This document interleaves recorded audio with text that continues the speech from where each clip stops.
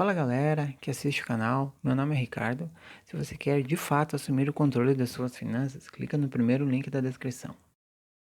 Tanta gente boa fazendo podcast, ele abriu o ranking de negócios assim, eu vi teu nome tava lá, tava o Caio Carneiro, tinha um monte de pessoas fazendo podcast há mais tempo, com conteúdo muito bom, gente que eu ouvia, eu falei, cara, aí é briga de cachorro grande, né? Ele falou, não, mas faz, a gente tem um know-how aqui, essa parte de métricas, por exemplo, e teu conteúdo é muito bom, o negócio vai ficar bom. E acabou que a gente conseguiu passar ele durante um É tempo. impressionante, cara. É. Ou seja, ele falou que você surpreendeu o próprio Thiago Negro, né? Sim, sim. Ultrapassou. Mas ele já sabia que a gente ia muito bem, ele falou, cara, o seu conteúdo é muito bom, mas a gente tem know-how disso dentro do grupo. Porque se for pegar hoje os 3 podcasts de negócios do ranking do Spotify, os 3 primeiros, é o Thiago, sou eu, junto com a minha esposa, E nos o Joel. sócios, e o Joel. Então, a primeira resposta seria até um pensamento de um economista que eu gosto muito, um austríaco, chamado Friedrich von Hayek, que ele falava que uma cabeça, por mais inteligente que seja, ela nunca vai ter todas as respostas, porque as respostas elas estão compartilhadas pela sociedade, né? O conhecimento está disperso.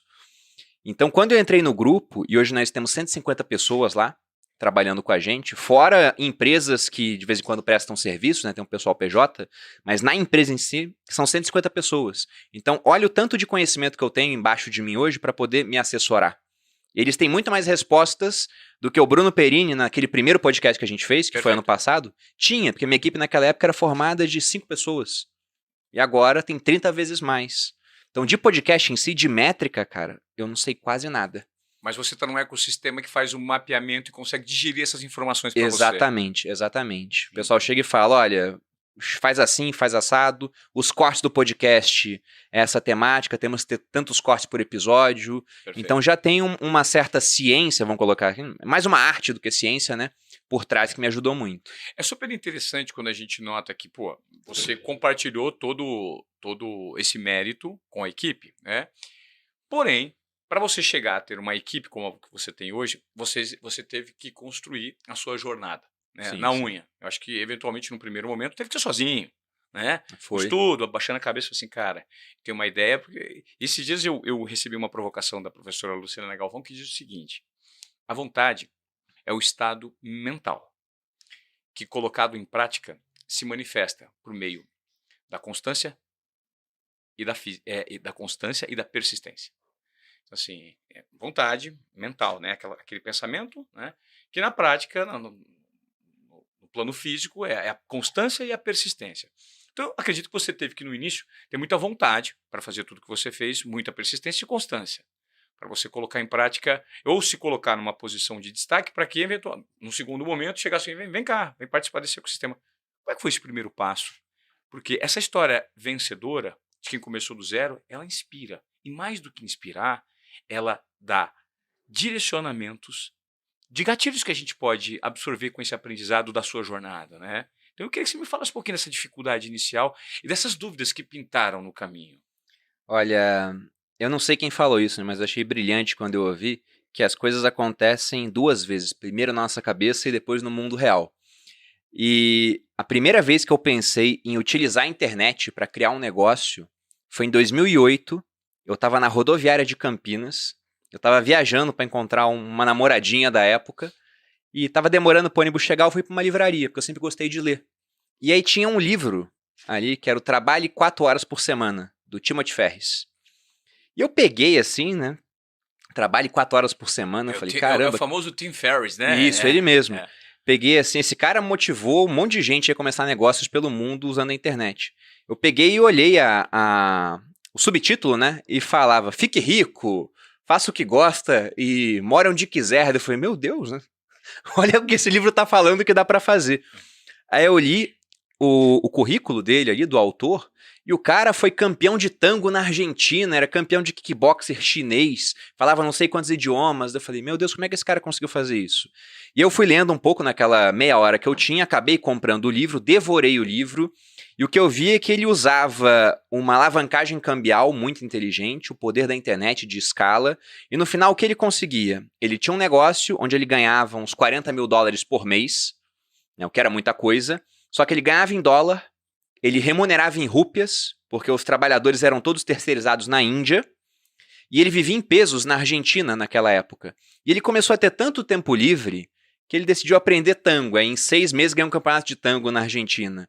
Aí foi pra China lutar. E ele descobriu que se ele empurrasse os concorrentes do palco 3 vezes, ele ganhava a luta. Então ele foi campeão sem estilo nenhum de kickboxer, de kung fu, não sei o que ele fazia direito. Mas ele foi acumulando uma série de títulos por ter muito tempo para isso. E esse tempo veio de ter criado um negócio que funcionava sem a presença dele. Quando eu li aquilo, eu mal usava a internet direito, assim, né? Só para rede social, mas eu pensei, um dia, eu não sei como, eu não sei o que, mas na minha cabeça foi a primeira vez, eu vou usar a internet para construir um negócio. Eu não sabia o que seria. O primeiro negócio que a gente construiu na internet foi a minha esposa que criou para mim, que foi um site que existe até hoje, que é o Você Mais Rico, para falar de educação financeira. Ela chegou assim e falou, vamos fazer alguma coisa, né? Eu falei, vamos criar um site. Como é que a gente faz isso? Compramos um curso, e eu não tinha tempo para ver, ela falou, então deixa que eu faço. Ela era universitária na época, tinha um pouco mais de tempo do que eu.